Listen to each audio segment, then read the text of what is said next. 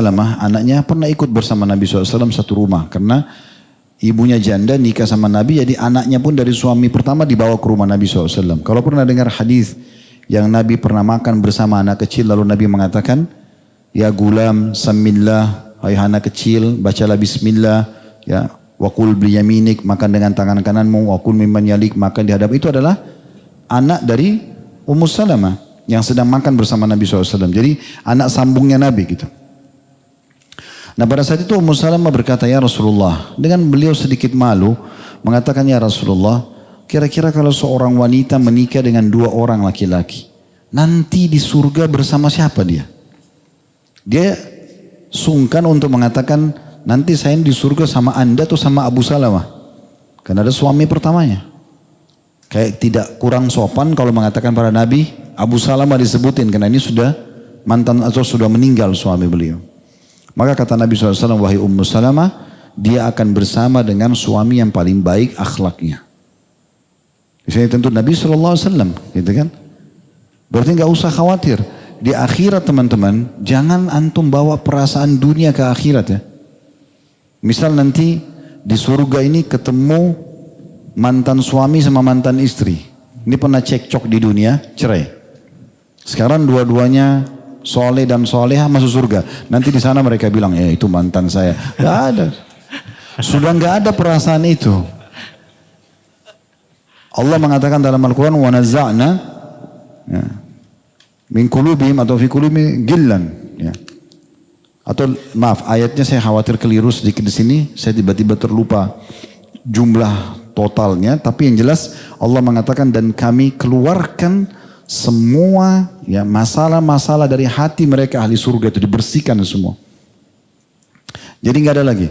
Kita sebelum masuk surga di sebuah tempat sehingga saya namanya Qantara, setelah jembatan Sirat, nanti ahli surga akan kumpul di depan surga, mereka saling membersihkan satu sama yang lain di situ.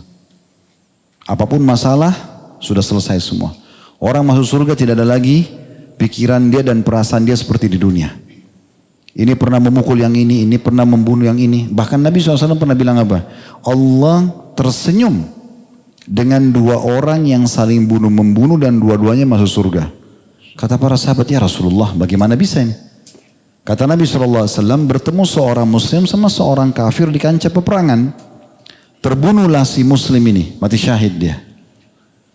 Berjalan waktu, si kafir yang membunuh muslim ini dapat hidayah masuk Islam.